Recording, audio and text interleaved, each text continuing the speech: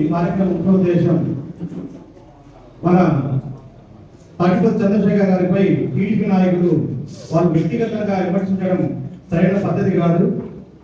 ముఖ్యంగా వైఎస్ఆర్ కాంగ్రెస్ పార్టీ జగన్మోహన్ రెడ్డి గారు అన్నట్టు ఆయన మాట్లాడినట్లుగా సింగల్గానే సింహం వస్తుంది కానీ మిగతా జంతువులు ఒక పేరు విమర్శించిన జంతువుల పేరు అన్ని గుంపుగా వస్తాయి. అలాగే మొన్న మన ఇక్కడ ఉన్నటువంటి టీడీపీ ఇన్ఛార్జ్ ఎలక్షన్ బాబు గారు మీరు కూడా గ్రహించుకోండి. ఇక్కడ మీరు అంటున్నారు నాకు 90,000 ఓట్లు వచ్చాయని, కానీ వచ్చింది మీకు 90,000 ఓట్లు కాదు. ఇక్కడ ఉన్న దాదాపు 5-6 పార్టీలు కలిపి 90,000 వచ్చాయి. ఇక్కడ ఒక్క మన తాటిపల్లి చంద్రశేఖర్ గారికి ఒక్కరికే 90,000 చిల్లర ఓట్లు వచ్చాయి. అది గ్రహించుకోండి. మీరు ఖచ్చితంగా ఓట్లు అని కాదు, ప్రజా ఆదరణ చూడండి. ఫస్ట్ మీకు ప్రజా ఆదరణ లేదు. ఎందుకంటే మొన్న తాటిపల్లి చంద్రశేఖర్ గారు పెట్టినటువంటి ఎత్తుల పందాలలో ప్రజలు వేలలో కాదు లక్షల్లో వచ్చారు. అలా మీరు అది మీరు గ్రహించుకోలేక మీరందరూ కలిసి మీకు తట్టుకోలేక మీరు వేరే వేరే కార్యక్రమాలు పెట్టారు. మీరు కబడ్డీ ప్రోగ్రాం పెట్టారు, పాట కచేరీలు పెట్టారు, ముగ్గుల పోటీలు పెట్టారు.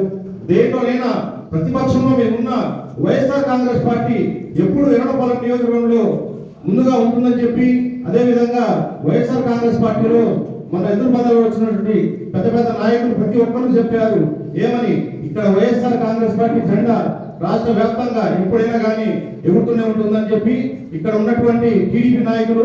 ఇంకో విషయం, నేను ఒక ముస్లిం మైనార్టీ నాయకుడిని. ఇక్కడ వైఎస్ఆర్ కాంగ్రెస్ పార్టీ గతంలో నుంచి కూడా ఎన్నో పథకాలలో మైనార్టీస్ కి న్యాయం చేసింది.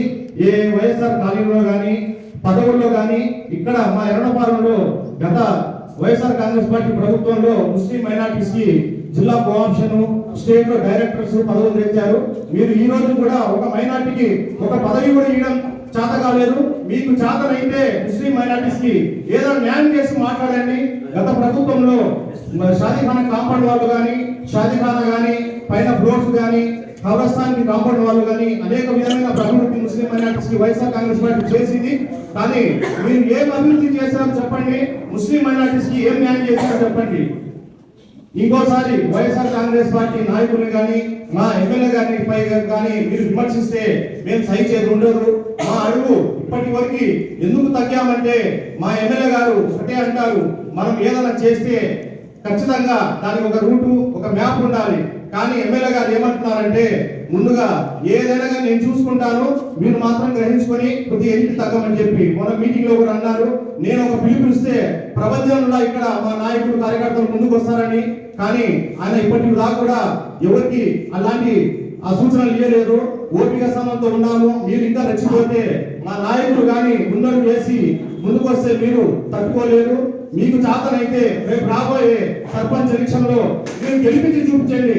ఎర్రగొండపాలెం హెడ్ క్వార్టర్ కాదు, మీరు అన్ని హెడ్ క్వార్టర్ కానీ పంచాయతీలు గెలిపించుకొని మాకు మా ఎమ్మెల్యే గారి గురించి మీకు తెలియాలంటే ఒకటే సూచన, మీకు చేతనైతే మొన్న జరుగుతున్నటువంటి తిప్రాంతం ఎంపీపీ కానీ, పుల్లెంచెరు వైస్ ఎంపీపీ కానీ, ఎర్రగొండపాలెం కోఆప్షన్ కానీ మా ఎమ్మెల్యే గారు రాష్ట్ర వ్యాప్తంగా తెలిసే విధంగా ఆయన చేశారు. మీరు దాంట్లో ఒకటి చేతకాలను గెలుచుకోవడము, ఎన్నో తొత్తులు వేశారు, కానీ ఎక్కడ తట్టుకోలేకపోయారు.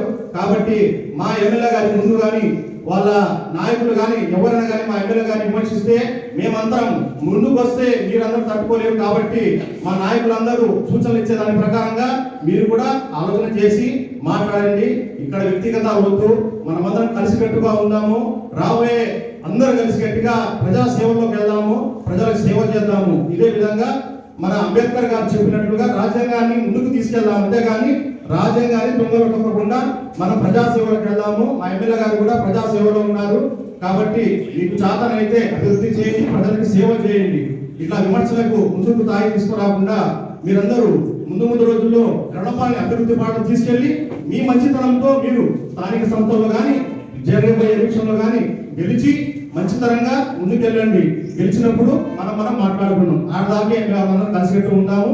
ఏది రాజ్యాంగాన్ని తొక్కకుండా మీరు రాజ్యాంగపరంగా పోదాము. రాజకీయం అంటే రాజ్యాంగాన్ని లోబట్టి ఉండాలి. కాబట్టి రాజ్యాంగాన్ని దాటి వెళ్ళి మాటలకు వెళ్తే ఇక్కడ ఉన్న నాయకులు ఎవరు కూడా చిన్న నాయకులు కాదు, మీకన్నా తోపులే. మీరు ఇదో గ్రహించుకోండి. మీకందరికీ నేను వినూపంగా ఈ కార్యక్రమాన్ని చేసినటువంటి పార్టీ నాయకులకి, విలేకరులకి నమస్కరించి ముగించుకుంటున్నాను.